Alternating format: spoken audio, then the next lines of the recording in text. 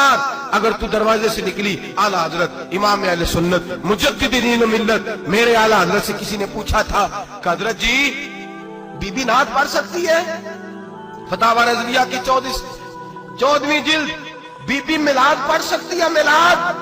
आला हजरत ने फरमाया अगर बीबी मिलाद पढ़ रही हो, नात पढ़ रही हो और उसकी आवाज गैर महरम के कानों तक जा रही हो, फरमाया उसे सवाब नहीं होगा, उसे हराम काम करने का गुनाह दिया जाएगा।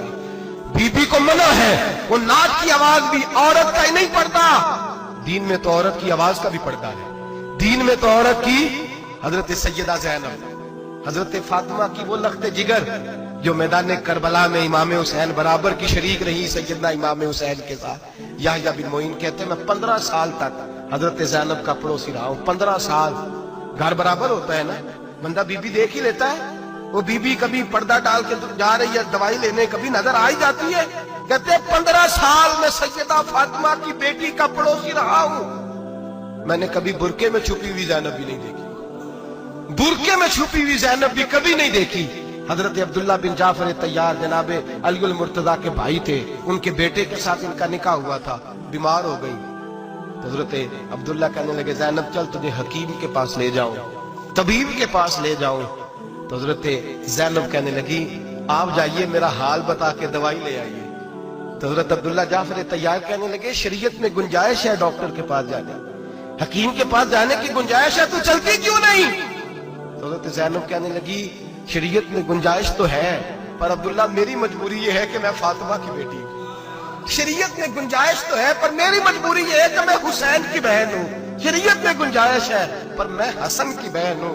शरीयत में बड़ी गुंजाइश है पर लोग मुझे मोहम्मद अरबी की नवासी कहते हैं। गुंजाइश तो है पर मैं नहीं ना निकल सकती, इसलिए कि जितना कोई अपने आप को दीन के करीब जानता है उतना उसके पैरों में शरीयत की जंजीरें ज्यादा होती हैं। तो जनाब सैयदना अब्दुल्ला कहने लगे अगर तू पर्दा कर गई, अगर तू चली गई, तो फरमाने लगे ये तो अल्लाह की मशीयत है, तू दवाई ला दे ताकि मैं खा लूं, और अगर मैं चली गई तो मैं अपनी माँ से जाके कहूंगी कि अम्मा सारी तकलीफें मैंने छाती पे बर्दाश्त की हैं पर मैंने तेरे पर्दे पर आंच नहीं आने दी।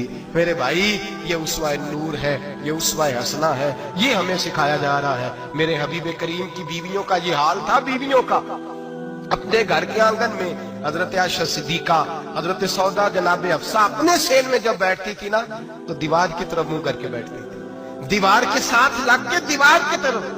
बीबियां अपने घर के अंदर भी दीवार की जानब मुंह करके बैठती थी। लोग पूछती, बीबियां पूछती कि अपने घर में भी दीवार को मुंह करने का मतलब?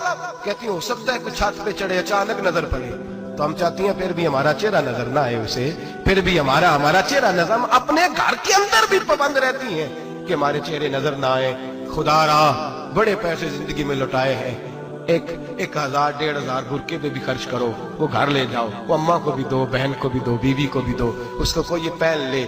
इसलिए कि जब तो हजरत फातिमा के तरीके का पर्दा करेगी तो तेरे आंगन में सैयदा ज़ैनब की तरह की बेटियां पैदा होंगी, वो उस सुन्नत पे चलने वाली बेटियां तेरे आंगन में आएंगी।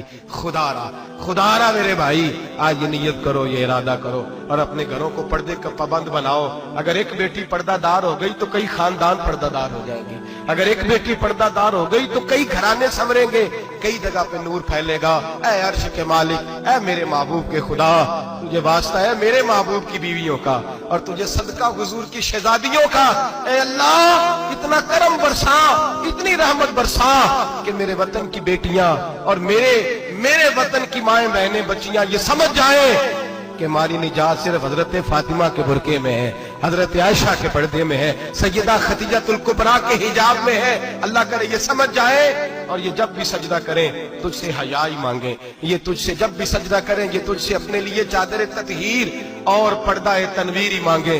अल्लाह करे मुझ बेअमल की मुंह से निकले हुए लफ्ज किसी के दिल में तासीर बन के उतरे और फिर दुनिया के अंदर ये रिवाज आम हो कि हर कोई पर्दा करे, हर कोई बापर्दा हो जाए। ऐ अल्लाह तू तासीर नाजिल फरमा, ऐ अल्लाह तू अमल की दौलत नाजिल फरमा, ऐ अल्लाह हमारी बेटियों को इज्जत की चादर अता फरमा। हमेशा मिदहत खैरुल अनाम में गुजरे, दुआ है ये उम्र दरूद व सलाम में गुजरे। आखिर